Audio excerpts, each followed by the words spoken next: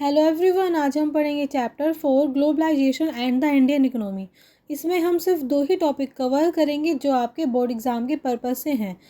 First है what is globalisation, globalisation क्या है, और सेकंड है फैक्टर इनेबल ग्लोबलाइजेशन। वो कौन कौन से फैक्टर हैं जो ग्लोबलाइजेशन को इनेबल करते हैं, ग्लोबलाइजेशन को पावरफुल बनाते हैं। What is globalisation? Globalisation is the process of rapid integration और इंटरकनेक्शन बिटवीन कंट्रीज का एक दूसरे के साथ संबंध बनाना, एक दूसरे के साथ जुड़ना ही ग्लोबलाइजेशन कहलाता है। MNC are playing a major role in the globalisation process. Globalisation के प्रोसेस में एमएनसी मल्टीनेशनल कॉरपोरेशन एक मेजर रोल प्ले करता है। More and more good and services, investment and technology are moving between countries. Globalisation में जब countries आपस में connect हो जाती हैं, उस केस में हम गुड एंड सर्विसेज का हम ज़्यादा से ज़्यादा इम्पोर्टेंट एक्सपोर्ट कर सकते हैं एक कंट्री से दूसरी कंट्री में, इन्वेस्टमेंट को मूव कर सकते हैं एक कंट्री से दूसरी कंट्री में, एंड टेक्नोलॉजी। ठीक है, people are usually move from one country to another in searching for better income, better jobs और बेटर एजुकेशन। ग्लोबलाइजेशन में पीपल भी एक कंट्री से दूसरी कंट्री जाते हैं बेटर इनकम के लिए, बेटर जॉब के लिए और बेटर एजुकेशन के लिए। In the past few decades, however, there has not been much increase in the movement of people between countries due to various restrictions. लेकिन पिछले कुछ डिकेड से लोगों का एक कंट्री से दूसरी कंट्री जाने में ज़्यादा वृद्धि का होना सामने नहीं आया है। नेक्स्ट टॉपिक है factors that have enabled globalisation.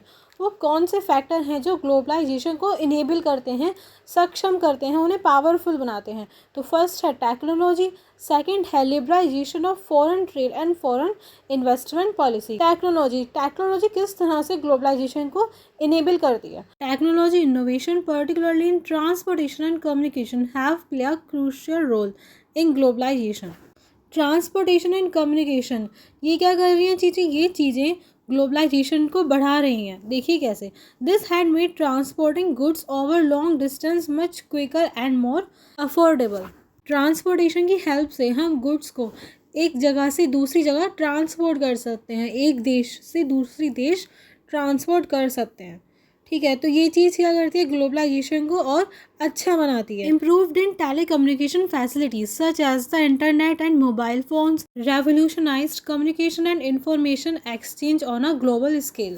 Internet और मोबाइल की फैसिलिटीज़ से लोग एक देश से दूसरे देश बातचीत कर सकते हैं, इंफॉर्मेशन एक्सचेंज कर सकते हैं। तो ये क्या कर रहा है? टेलीकम्युनिकेशन फैसिलिटीज़ ग्लोबलाइजेशन को इम्प्रूव कर रही है। सेकंड है liberalisation of foreign trade and foreign investment policy.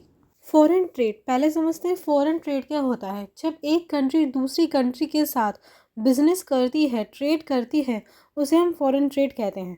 और फॉरेन इन्वेस्टमेंट का मतलब होता है जब कोई अदर कंट्री में जाके इन्वेस्टमेंट करता है, उसे हम कहते हैं फॉरेन इन्वेस्टमेंट।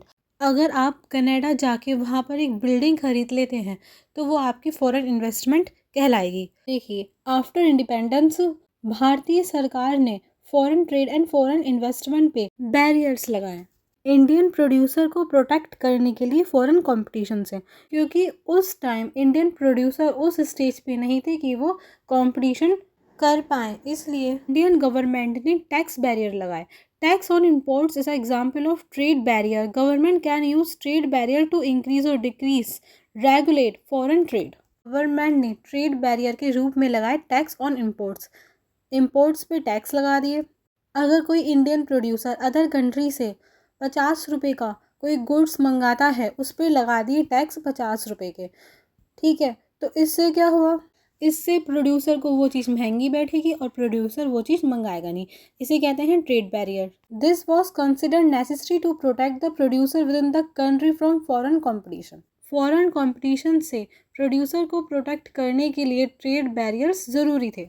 उस टाइम इंडिया सिर्फ कुछ ही असेंशियल चीज़ें इंपोर्ट कर सकता था, जैसे कि मशीनरी, फर्टिलाइज़र, पेट्रोल और बाकी चीज़ों पे लगे थे trade barriers.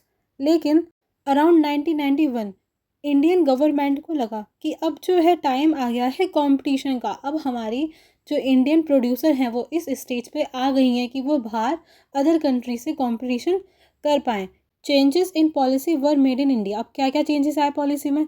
The government decided that the time had come for Indians producer to compete with producer around the globe, कि अब इंडियन प्रोड्यूसर अदर कंट्री के साथ कंपटीशन कर सकते हैं। It felt that competition would improve the performance of producer with in the country. अब सरकार को लगा कंपटीशन जो है प्रोड्यूसर के परफॉर्मेंस को और इम्प्रूव कर सकता है, इसीलिए these barriers on foreign trade and foreign investment were remove to a large extent. इसलिए ट्रेड बैरियर्स को हटा दिया गया। सो लिबराइजेशन क्या है? रिमूविंग बैरियर्स और restriction set by the government is known as liberalisation.